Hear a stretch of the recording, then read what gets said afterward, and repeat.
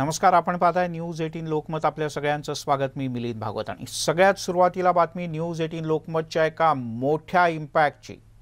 राज्यात धानाच्या खरेदीत मोठ्या प्रमाणात घोटाळा झाल्याचा एक गौप्यस्फोट न्यूज 18 लोकमतने केला होता आणि ही बातमी लावून धरली होती। आता या खरेदी विक्री प्रकरणाच्या घोटाळ्याच्या चौकशीचे आदेश मुख्यमंत्री उद्धव ठाकरे यांनी दिलेत। एवढंच नाही तर या चौकशीसाठी तातडीने एक एसआयटी सुद्धा नेमण्यात आली आहे। या एसआयटीचे अध्यक्ष गोंदिया जिल्ह्याचे पोलीस अधीक्षक विश्वास पानसरे हे असणार आहेत। न्यूज 18 लोकमतचा नवीन वर्षाच्या सुरुवातीचा सगळ्यात मोठा इम्पॅक्ट। या प्रकरणी तपास सुरू असून एसआयटी आपला अहवाल लवकरच सरकारकडे सादर करेल असं सुद्धा विश्वास पानसरे यांनी म्हटलंय। भंडारा जिल्ह्यामध्ये 2019-20 मध्ये धानाच्या खरेदी विक्री प्रकरणात मोठा गैरव्यवहार झाल्याचा आरोप झाला होता। बोगस 7/12 बनवून पैसे उचलण्यात आले होते, धानाची खरेदी केली असं दाखवण्यात आलं होतं। या प्रकरणात भाजपचे आमदार परिणय फुके यांनी मुख्यमंत्र्यांच्याकडे तक्रार केली होती। न्यूज 18 लोकमतने हे सगळं प्रकरण लावून धरलं आणि सरकारला त्याची दखल घ्यावी लागली। आमच्या बातमीचा या वर्षाच्या अवघ्या 3ऱ्या-4थ्या दिवसाचा हा सगळ्यात मोठा इम्पॅक्ट। तुषार कोहळे आपले प्रतिनिधी आपल्यासोबत आहेत। तुषार, गेले 3 महिने 4 महिन्यापेक्षा जास्त काळ ज्या प्रकरणाला नाव काढलं की जिल्ह्यात लोक कानावर हात ठेवायचे, अखेर आपण बातमी दाखवल्यानंतर सरकार जागं झालं। मिलिंद सर, निश्चितच कालच आपण बातमी दाखवली ना, अवघ्या 24 तासाच्या आतमध्ये खुद्द मुख्यमंत्री उद्धव ठाकरे यांनी या बातमीची दखल घेतली। आजच ते जिल्हाधिकाऱ्यांसोबत बोलले आणि त्यांना या संपूर्ण प्रकरणाची चौकशी करून अहवाल देण्याचं सादर केलं। म्हणजे माहिती दिली की एसआयटीचा तपास हा समांतर सुरू असेल, पण स्वतः जिल्हाधिकाऱ्यांनी देखील हा संपूर्ण नेमकं प्रकरण काय आहे या संदर्भाचा अहवाल आता मुख्यमंत्र्यांना द्यायचा आहे। त्यामुळे आपण बघू शकतो की या बातमीचा एक इम्पॅक्ट म्हणावा लागेल की खुद्द मुख्यमंत्री या संपूर्ण प्रकरणाची दखल घेतली। कारण की आदिवासी महामंडळाने आदिवासी समाजाच्यासाठी ज्या काही योजना सुरू केल्या, त्या योजनेच्या माध्यमातून कशाप्रकारे लाखो करोडो रुपयाचा भ्रष्टाचार केला हे न्यूज 18 लोकमतने उघड केलेलं होतं। आणि इतकंच नाही तर भाजपचे आमदार परिणय फुके यांनी जी मागणी मुख्यमंत्र्यांकडे केली होती तो विषय देखील आपण लावून धरला। त्यामुळे कुठेतरी असं म्हणावं लागेल की न्यूज 18 लोकमतने जी बातमी केली त्या बातमीचा हा परिणाम आहे की मुख्यमंत्र्यांनी देखील स्वतः जिल्हाधिकाऱ्यांसोबत फोनवर आज सकाळला चर्चा केली आणि त्यांना या संपूर्ण प्रकरणाची माहिती देण्याची सूचना केल्या।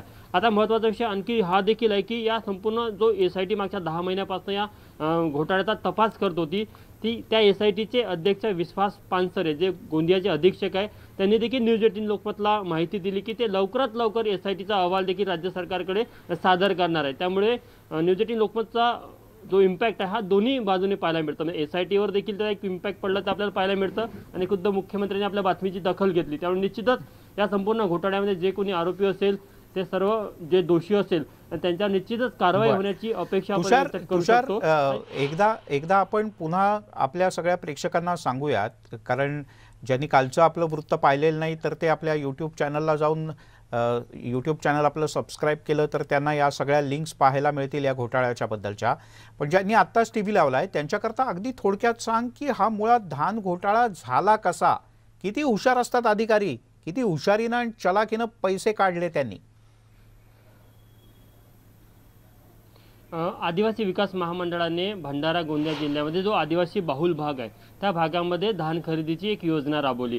आदिवासी बहुल भागासाठी आदिवासी विकास महामंडळ वेगवेगळ्या योजना राबवतात, त्यापैकीची ही एक योजना होती।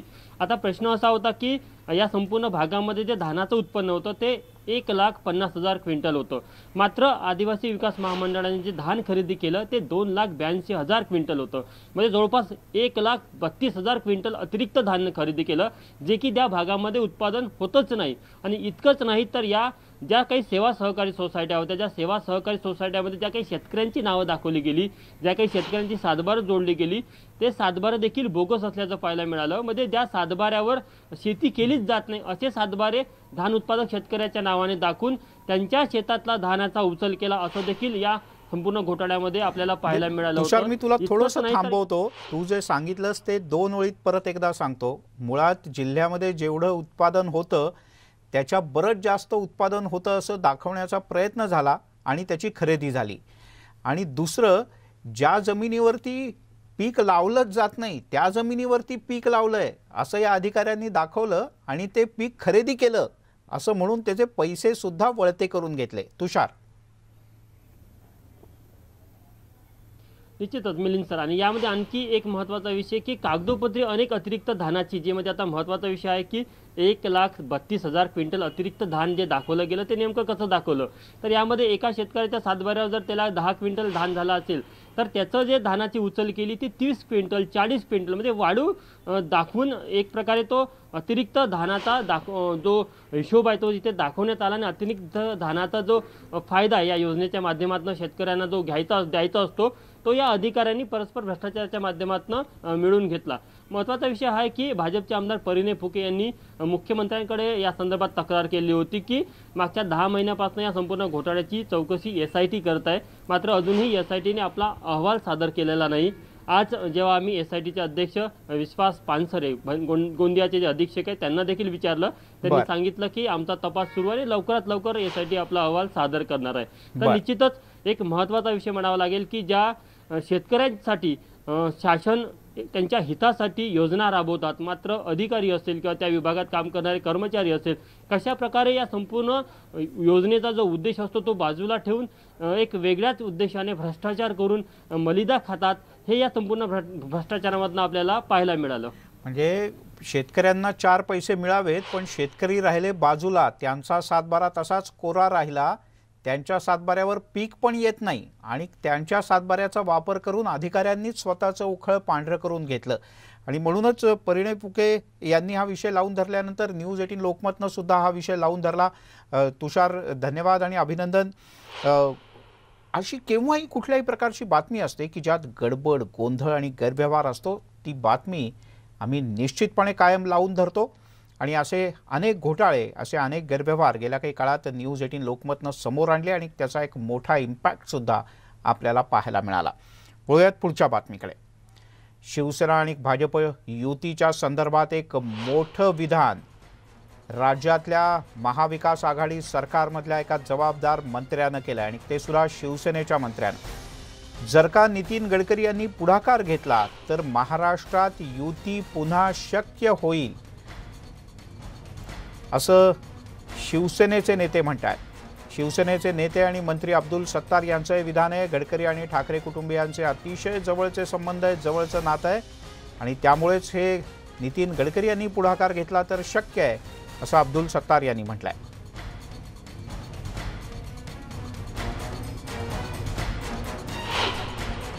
राज्याचे महसूल राज्यमंत्री अब्दुल सत्तार दिल्लीत आलेले आहेत। त्यांनी केंद्रीय परिवहन मंत्री नितीन गडकरी यांची भेट घेतली। कशासाठी भेट घेतली ते त्यांच्याकडून जाणून घेऊया। सर, आपलं स्वागत आहे न्यूज 18 लोकमध्ये। आपण गडकरींची भेट घेतली, काय विषय होता? नाही, खरं म्हणजे जळगाव औरंगाबाद हा जो नॅशनल हायवे आहे याची अनेक कामं जी पेंटिंग होते, जे संत गतीने चालले होते, त्याला गतिमान करायची, त्याला लवकरात लवकर वेळेवर पूर्ण करायची। हायकोर्टामध्ये एक पिटिशन दाखल झालं, तो पिटिशनाच्या मध्ये 6 महिन्याच्या आत पूर्ण करण्याचा आदेश देण्यात आला, त्याची अंमलबजावणी व्हावी आणि काही ज्या त्रुटी होत्या त्या मी सन्माननीय नितीन गडकरी साहेबाच्या समोर मांडल्या आणि नितीन गडकरी साहेबांनी त्याला सर्व तंतोतंत 11 प्रश्न होते, 11च्या मागण्या मान्य केल्या, तत्वता मान्य केल्या। त्यांच्या डिपार्टमेंटला आदेश दिले की याचा DPR तयार करा, तात्काळ सादर करा, त्याला ते मंजुरी देणार आणि मला वाटतं की 1 वर्षामध्ये तो काम होईल। BJP आणि शिवसेनेची कनेक्टिव्हिटी आणू शकतात का? कारण त्यांना पुलकरी समजलं जातं।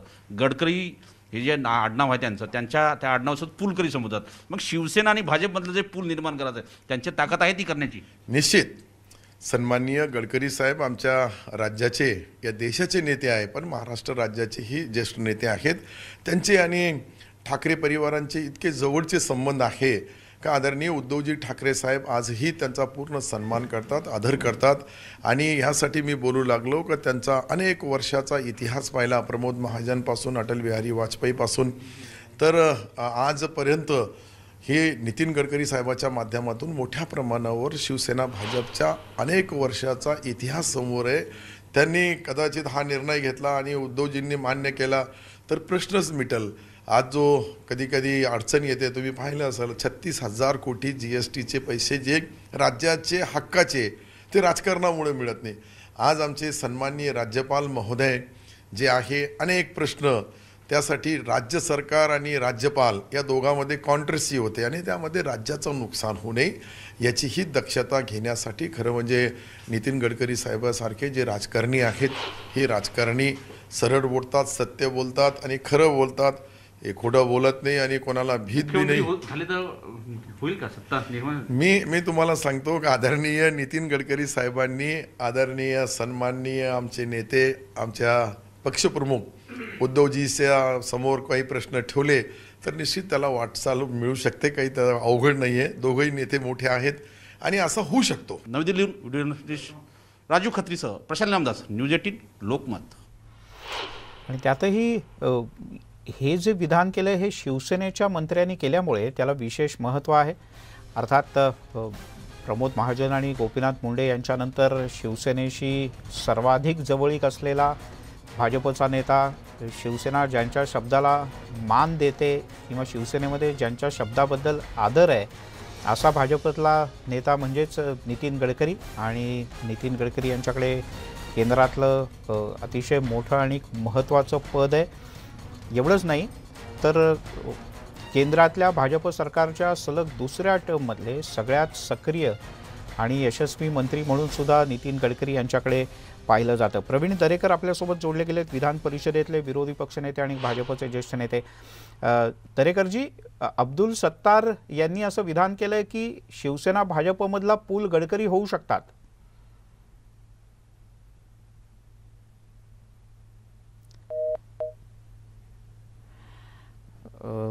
प्रवीण दरेकर यांच्याशी संपर्क तुटला आपला. आपण पुन्हा काही क्षणात त्यांच्याशी संपर्क साधण्याचा प्रयत्न करू. पण एक महत्त्वाचं निदान राज्यामध्ये, एक महत्त्वाचं विधान राज्यामध्ये शिवसेनेच्या एका मंत्र्याकडून झाल्यामुळे त्या विधानाला विशेष अर्थ आहे. कोरोनाच्या मागच्या 1.5-2 वर्षाच्या कालखंडात सुद्धा नितीन गडकरी यांनी जो येईल, जे मागेल त्याला ती सर्व प्रकारची मदत केली. मग अगदी ऑक्सिजन प्लांटच्या निर्मितीपासून ते दक्षिणेकडच्या राज्यातून ऑक्सिजन हेलिकॉप्टरनं, विमानानं आणण्यापासून ते रेमडेसिवीरच्या कारखानाच थेट सुरू करेपर्यंत अनेक गोष्टी नितीन गडकरी यांनी करून दाखवल्या. आणि याच गोष्टीकरता त्यांना राज्यातले सर्वपक्षीय नेते अतिशय मानतात. आणि मूळचे काँग्रेसवासी असलेले पण आता शिवसेनामय झालेले अब्दुल सत्तार यांनी हे विधान केल्यानं त्याला विशेष अर्थ आहे. अर्थात बोलता बोलता अब्दुल सत्तार यांनी जी प्रत्यक्षातली अडचण आहे ती सुद्धा प्रामाणिकपणे बोलून दाखवली.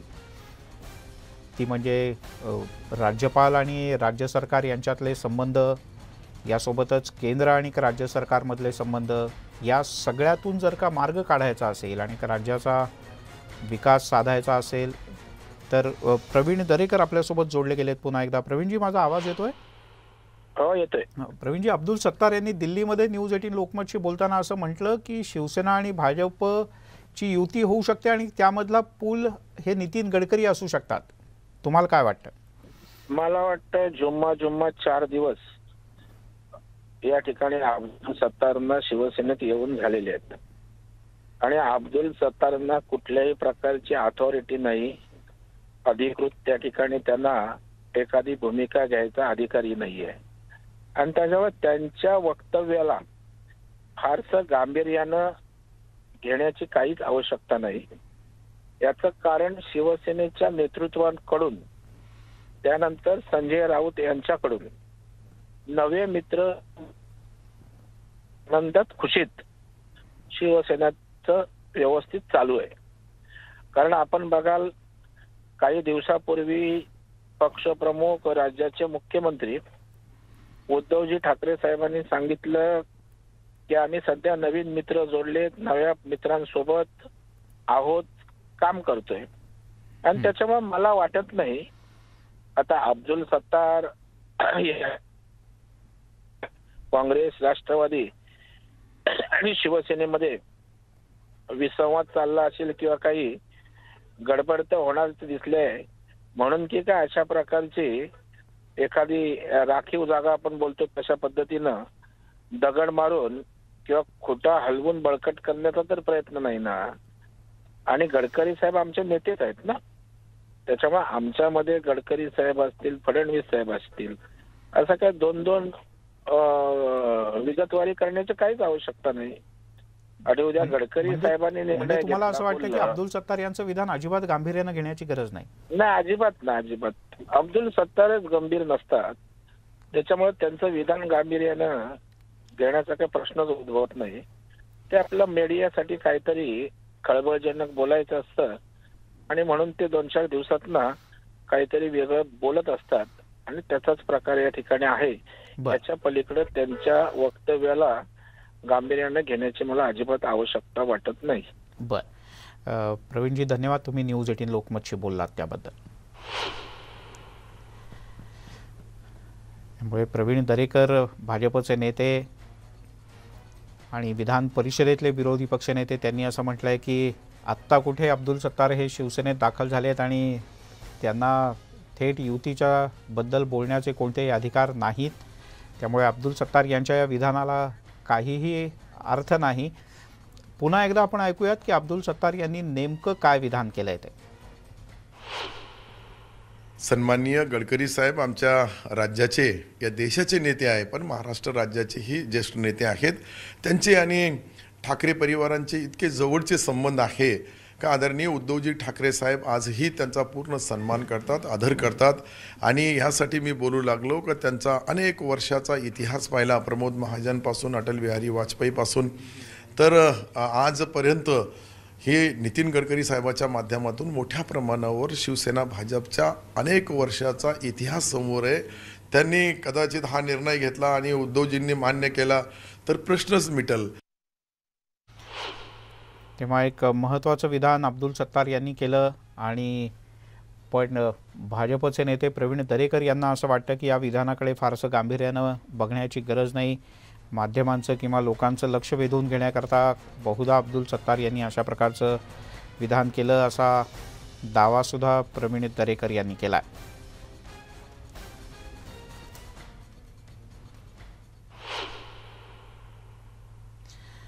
यासोबतच बुलेटिनमध्ये घेऊयात एक छोटासा ब्रेक. सर्व प्रकारच्या ताज्या अपडेटसाठी news18lokmat.com या आमच्या वेबसाईटला लॉग ऑन करा. फेसबुक, ट्विटरवर आम्हाला फॉलो करा. तसंच आमच्या यूट्यूब चॅनलला सबस्क्राईब करा.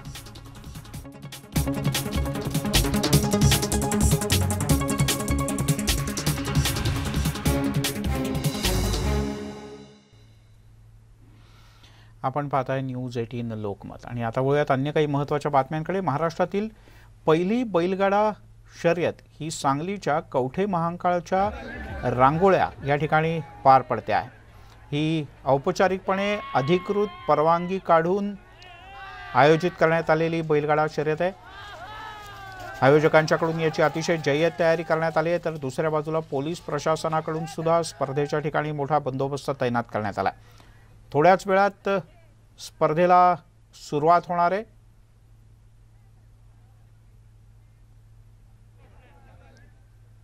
जिल्हाधिकाऱ्यांच्याकडून परवानगी घेऊन, लिखित स्वरूपातली परवानगी घेऊन आवश्यक त्या सर्व उपाययोजना करून मगच राज्यात बैलगाडा शर्यतींचं आयोजन केलं जावं अशा प्रकारचे आदेश न्यायालयाचे आहेत आणि त्याचं पालन करत अधिकृतपणे आणि औपचारिकपणे आयोजित करण्यात आलेली सांगलीतली ही बैलगाडा शर्यत. पोलीस प्रशासनाचे वरिष्ठ अधिकारी इथे तैनात आहेत. स्पर्धेचे आयोजक इथे तैनात आहेत. आसिफ मुरसल आपले प्रतिनिधी सध्या इथे उपस्थित आहेत. आसिफ, आयोजकांच्याकडनं कशी तयारी करण्यात आली, किती जणांनी भाग घेतला या स्पर्धेत? मिलिंद, पश्चिम महाराष्ट्रातली मोठी पहिली बैलगाडी शर्यत होत आहे आज. तर सगळ्या राज्याचं लक्ष एकूण ह्या शर्यतीकडे लागलं होतं आणि ती शर्यत थोड्या वेळात सुरू होणार आहे. आणि या ठिकाणी जे काही कोरोनाचे नियम आहेत त्या नियमाला अनुसरून ही शर्यत होत आहे. आणि या बैलगाडी शर्यतीसाठी एकूण 48 बैलगाडी चालक मालक भाग घेतलेला आहे. यामध्ये छोटा गट, मध्यम गट आणि जनरल गट असे स्पर्धा होणार आहेत. आणि थोड्या वेळापूर्वी जे काही छोटा गटाचं होतं ते ट्रायल झाली होती आणि ते आपण व्हिज्युअलमध्ये पाहू शकता कशा पद्धतीने बैल जे काय बैल पळवण्याच्या शर्यतीला थोड्या वेळात सुरू होत आहे. कारण का सुप्रीम कोर्टाच्या बंदी उठवल्यानंतर महाराष्ट्रामध्ये एक बैलगाडी मालक आणि चालक जे काही शेतकरी होते यांची एक मागणी होती की बैलगाडी सुरू कराव्यात, आणि त्याच दृष्टिकोनातून महाराष्ट्रात आता या पहिल्या बैलगाडी शर्यती थोड्या वेळात सुरुवात होणार आहे. मिलिंद, ह्या तिन्ही गटातल्या स्पर्धांमध्ये सगळ्या मिळून किती स्पर्धकांनी भाग घेतला आणि किती वेळ ही स्पर्धा चालेल? विजेत्यांना काय बक्षीस आहे? साधारणतः 3 मिनिटाचा हा राऊंड असेल, 1000 मीटरचा राऊंड असेल, म्हणजे 1 किलोमीटरचा. तर त्या ह्याच्यात एकूण 48 बैलगाडी चालक मालकांनी भाग घेतलेला आहे, आणि लहान गटात 19 आहेत, तर मोठ्या गटात 24 आहेत, आणि मध्यम गटात 18 अशा बैलगाडी चालक मालकांनी भाग घेतलेला आहे. आणि थोड्या वेळाने ही सुरुवात होईल, आणि या पहिल्या 1 लाख रुपयाचं बक्षीस आहे, दुसरं बक्षीस 70,000चं आहे, आणि त्यानंतर शेवटचं तिसरं बक्षीस आहे 50,000चं असं बक्षीस असणार. मिलिंद, बर, आसिफ, तुर्तास धन्यवाद या सगळ्या सविस्तर माहितीबद्दल. ही स्पर्धा सुरू झाली की त्याचं थेट प्रक्षेपण तुम्ही न्यूज 18 लोकमतवर पाहू शकणार आहात. सध्या सरावाच्या या शर्यती सुरू आहेत. आणि आता एक महत्त्वाची बातमी. राज्याचे माजी गृहमंत्री अनिल देशमुख यांनी न्यायालयात धाव घेतली आहे. मनी लॉन्ड्रिंग प्रकरणामध्ये अनिल देशमुख यांची चौकशी झाली, यानंतर त्यांच्यावर कारवाई झाली, पण देशमुख यांच्या आरोपपत्राची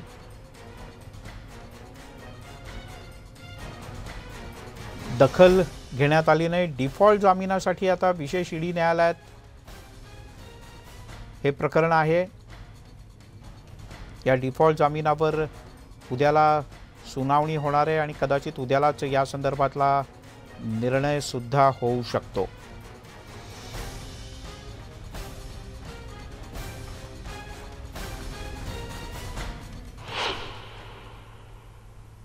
यासोबत दुपारच्या बातम्यांमध्ये एक छोटासा ब्रेक घेऊयात, पण ब्रेकपूर्वी एक आग्रहाची विनंती. घराबाहेर पडताना मास्क घाला, हात वारंवार धुवा.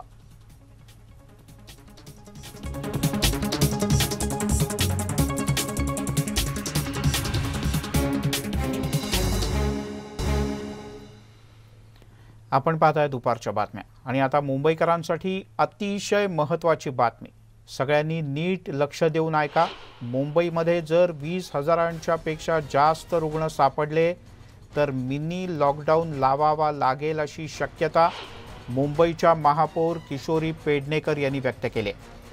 आपण सर्वांनी काळजी घेतली तर लॉकडाऊन होणार नाही, पण मुंबईकर तुम्ही जर का बेफिकिरीने वागलात, सार्वजनिक ठिकाणी मोठ्या प्रमाणात गर्दी केलीत, नियमांचं पालन केलं नाही, तर मात्र लॉकडाऊन करावा लागेल असं म्हटलंय मुंबईच्या महापौर किशोरी पेडणेकर यांनी.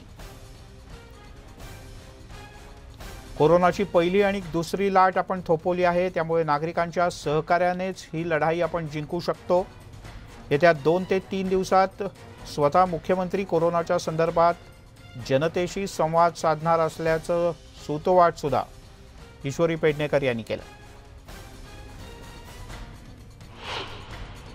कोरोनाच्या या संपूर्ण परिस्थितीमुळे पुन्हा एकदा प्रश्न निर्माण झालाय, तो मुंबईमध्ये लॉकडाऊन होणार का? या संपूर्ण मुद्द्यावर बोलण्यासाठी आपल्याबरोबर मुंबईच्या महापौर किशोरी पेडणेकर आहेत, त्यांच्याकडून जाणून घेऊया.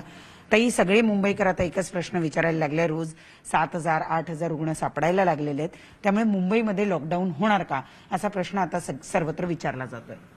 मुळामध्ये माननीय मुख्यमंत्री सन्माननीय उद्धवजी ठाकरे साहेब, राजेश टोपे सर म्हणजे आपले आरोग्यमंत्री महोदय, उपमुख्यमंत्री अजित पवार, आदित्य ठाकरे, हे कोणीच म्हणजे आघाडीचं सरकार हे लॉकडाऊन लावण्यासाठी काही उत्सुक नाही. 100% लोकांना लॉकडाऊन नकोच आहे. अर्थात ते आमच्यासारख्या राजकीय लोकांनाही लॉकडाऊन नको आहे, परंतु एकंदर ज्या काही रुग्णांच्या संख्या वाढत आहेत आणि त्या वाढणाऱ्या रुग्णसंख्येवर लक्षात घेता आपण पहिल्या लाटेमध्ये थोडेसे 8-10 दिवस थोडंसं भांबावलेल्या अवस्थेत होतो, पण त्याच्यानंतर आपण दुसरी लाट मध्यावर थोपवली मुंबईकरांनी. त्यानंतर तिसरी लाट येऊच नाही दिली. आता पण हाय रिस्क कंट्रीमधनं येणाऱ्या लोकांमुळे हाय प्रोफाईलमध्ये मोठ्या प्रमाणामध्ये सुपर स्प्रेडर होताना दिसतंय. पण त्याचबरोबर तेच संपूर्ण सुपर स्प्रेडर हे आपल्या झोपडपट्टी इसाऱ्यांमध्ये घुसले तर फार कठीण होईल आणि मग मात्र ते आवरणं खूपच कठीण होतं. हो. त्यामुळे इक्बाल चहल जे आमचे आयुक्त आहेत महापालिकेचे, तर त्याने ते सांगितलंय की 20,000च्या वर संख्या जाणार असेल तर मात्र आपल्याला मुंबईला लॉकडाऊनकडे वळवावं लागेल. आणि मला असं वाटतं आपल्या माध्यमातून मी सांगू इच्छिते, नक्कीच मुंबईकर नेहमीच आलेल्या प्रसंगाला धैर्याने तोंड देतात. आत्ता सुद्धा मुंबईकर नियमावली पाळतील, कोरोनाच्या नियमावलीसारखीच ही नियमावली पाळतील. ज्यांचे 2 डोस पूर्ण झालेले नाही आहेत, ज्यांनी 1 घेतला नाही आहे, कोणी 2ही घेतले नाही आहेत, त्या सगळ्यांनी संपर्कात राहून जे वॅक्सिनेशन सेंटर आहे तिथे आपण त्यांना डोस देतो आहोत. ते पूर्ण करणं बंधनकारकच आहे. पण त्याचबरोबर गर्दीत जाणं किंवा गर्दी करणं दोन्ही गोष्टी चुकीच्या आहेत. त्या आलेला करोना जो काळ आहे हा जातपात धर्म काही बघत नाहीये. त्यामुळे प्रत्येकाने धर्म आडवा येऊ देऊ नका, जात आडवी येऊ देऊ नका, शिक्षित आणि अशिक्षित हेही नाही. जो नियम पॅन्डेमिकचा आहे की प्रत्येकाने वॅक्सिन घेतलंच पाहिजे तर ते घेतलंच पाहिजे. कारण आता आपण अवेअरनेस देतोय, आपण घरोघरी जातोय, आपण सगळं सांगतोय, तरी जर लोक ऐकत नसतील तर मी स्वतः काल उपमुख्यमंत्र्यांचं ऐकलंय, राजेश टोपेंचं ऐकलं की पॅन्डेमिक ऍक्ट जो आम्हाला वापरायचा नाहीये तो वापरावा लागू नये अशी त्यांनी बूस्टर डोससाठी केंद्राशी संपर्क चालू आहे. नक्की कुठला बूस्टर डोस, कारण कोविशिल्ड, कोवॅक्सिन, फायझर हे ते अनेक आपल्याकडे आलेले आहेत. उपलब्धता कशी होते आणि तज्ज्ञांच्या म्हणण्यानुसार कुठला बूस्टर डोस योग्य आहे तर ते आपण जशी ही तयारी केली, ज्यांचे 39 आठवडे पूर्ण होणार त्यांना दिले जाणार असं मी ऐकते. तर बऱ्याच जणांचं म्हणजे माझ्यासारख्या यांचं तर आता ज्या एंडमध्येच आठवडे पूर्ण होतील, तर आमच्यासारखे अनेक लोक आहेत की जे बूस्टर डोस घेऊ इच्छितात तर ते घेऊ शकतो आम्ही. धन्यवाद मॅडम आमच्याशी संवाद साधल्याबद्दल. तर यावत्या मुंबईच्या महापौर ज्यांनी सांगितलं की आता हे नागरिकांवर पूर्णपणे अवलंबून आहे की त्यांनी त्यांच्या शहरांमध्ये लॉकडाऊन सारखी परिस्थिती निर्माण करायची आहे किंवा नाही. नागरिकांनी नियमांचं पालन केलं तर तशी वेळ येणार नाही, परंतु रुग्णसंख्या अशीच वाढत राहिली तर मात्र पर्याय राहणार नाही. व्हिडिओ जर्नलिस्ट अरुण पेडणेकरचा, प्रणाली कापसे, न्यूज 18 लोकमत, मुंबई. मुंबईसह राज्यात कोरोनाचा प्रादुर्भाव पुन्हा एकदा झपाट्यानं वाढतोय. मुंबईसारख्या शहरात रुग्णवाढीची जी गती आहे किंवा संख्या आहे त्याचा वेगही प्रचंड आहे. अशा वेळेला मुंबई महापालिकेनं कोरोनाच्या संदर्भातले नियम अधिक कठोर करायला सुरुवात केली. कोरोना रुग्ण आढळून आलेली इमारत सील करण्याबद्दल सुद्धा पालिकेनं नवी नियमावली जाहीर केली. मुंबईतल्या रहिवासी इमारतीच्या एकूण क्षमतेपैकी 20% नागरिक जर का कोरोनाबाधित आढळून आले तर संपूर्ण विंग किंवा संपूर्ण इमारत सील करण्याचा निर्णय पालिकेनं घेतला आहे. कोरोना रुग्ण आढळलेल्या इमारतीतील रहिवाशांसाठी महापालिकेनं घालून दिलेल्या नियमांची अंमलबजावणी करणं बंधनकारक असणार आहे. पालिकेची नियमावली तातडीनं लागू होत असल्याचं सुद्धा प्रशासनातर्फे स्पष्ट करण्यात आलंय.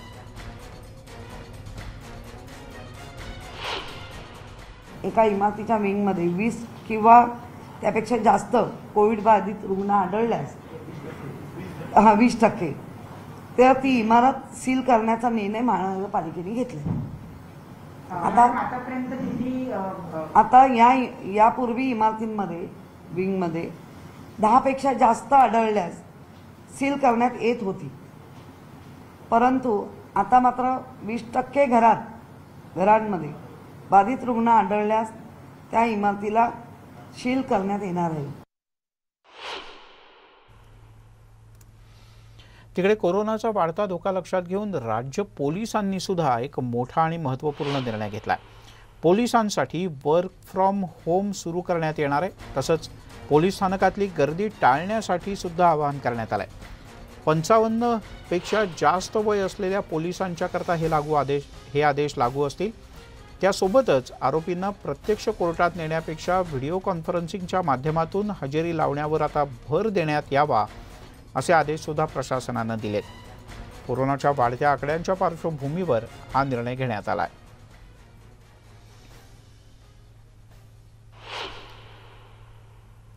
इकडे साईबाबांच्या शिर्डीमध्ये सर्व व्यावसायिकांची आजपासून सरसकट कोरोना चाचणी केली जाते. नाताळच्या सुट्टीमध्ये आणि नववर्षाच्या स्वागताला लाखो साई भक्त शिर्डीमध्ये दाखल झाले होते. ओमायक्रॉनच्या संभाव्य धोक्यामुळे नगरपंचायतीच्या माध्यमातून प्रत्येक दुकानदार आणि दुकान मालकाची तसंच तिथे काम करणाऱ्या सगळ्यांची जागेवरतीच अँटीजेन आणि आवश्यकता पडली तर RT-PCR टेस्ट करणं आजपासून सुरू झालंय. साई मंदिराच्या शेजारी असलेल्या हार प्रसादाच्या दुकानदारांची टेस्ट सुरू असतानाचा आढावा आमच्या प्रतिनिधीनं घेतलाय. तसंच मुख्याधिकारी काकासाहेब डोईफोडे यांच्याशीही बातचीत केली. नाताळची सुट्टी आणि नववर्षाच्या स्वागतासाठी शिर्डीमध्ये लाखो भाविकांची गर्दी झालेली होती. त्यामुळे अनेकांचा संपर्क या भाविकांशी आलेला होता. शिर्डीतले जे सगळे व्यावसायिक आहेत, मग इथले फूल हार प्रसादाची दुकानं असतील, हॉटेल असेल, रेस्टॉरंट असतील, इथले सगळे जे व्यावसायिक आहेत, शिर्डीकर आहेत, यांचा संपर्क या भाविकांशी आलेला होता. अनेक जण काळजी घेत नव्हते. त्यामुळे कुठेतरी कोरोनाचा फैलाव होईल अशी शंका इथल्या प्रशासनाला वाटते. त्यामुळं सगळ्या व्यावसायिकांची कोरोना टेस्ट होते आहे. आजपासून पुढच्या आठवडाभर शिर्डीतले जेवढे सगळे व्यावसायिक आहेत यांची कोरोना टेस्ट केली जाणार आहे. नगरपंचायतचे मुख्याधिकारी काकासाहेब डोईफोडे यांनी हा निर्णय घेतला आहे. आता आपल्यासोबत ते आहेत. काय नेमकं हा निर्णय घेण्यामागचं कारण आहे आणि सगळ्यांची टेस्ट केली जाते? आपण आता सांगितल्याप्रमाणे सरत्या वर्षाच्या शेवटी नवीन वर्ष सुरुवातीच्या पार्श्वभूमीवर शिर्डी शहरामध्ये लाखो भाविक भक्त येत आहेत आणि हे भाविक भक्त शिर्डीत आल्यानंतर मंदिर परिसरामध्ये फिरत असतात. कोणी खरेदीसाठी किंवा कोणी जेवणासाठी फिरत असतात आणि त्यांचा संपर्क हा इथला आस्थापनाधारक हॉटेल चालक यांच्या संपर्कात येत असतात.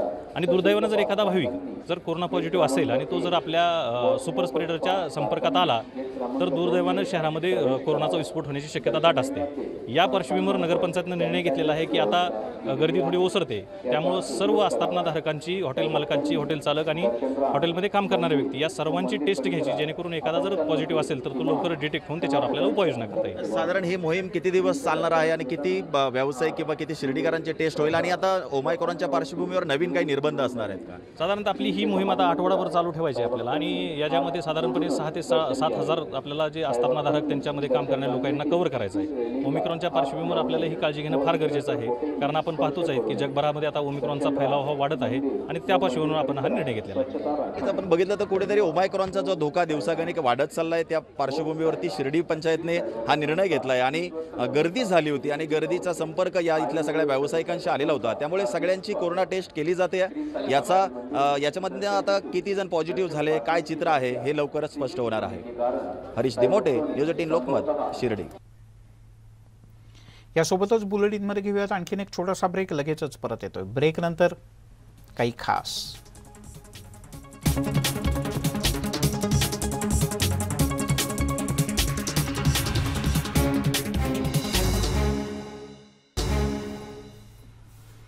आपण पाहताय दुपारच्या बातम्या आणि या क्षणाची एक मोठी आणि महत्त्वाची बातमी दिल्लीतून हाती येते. दिल्लीमध्ये वीकेंड कर्फ्यू लागू करण्यात आला आहे. कोरोनाच्या वाढत्या आकड्यांच्या पार्श्वभूमीवर हा निर्णय घेण्यात आला आहे. दिल्लीमधले नियम अधिक कठोर करण्याचा निर्णय घेण्यात आला आहे. सरकारी कार्यालयांना 100% वर्क फ्रॉम होमचे आदेश देण्यात आले आहेत, तर खाजगी कार्यालयात 50% उपस्थितीचा नियम घालण्यात आला आहे.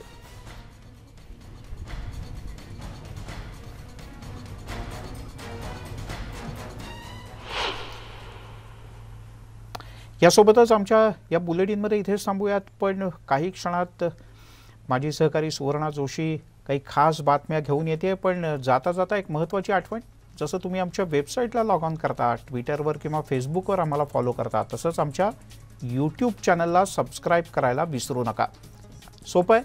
यूट्यूबला जायचं, न्यूज 18 लोकमत टाईप करायचं.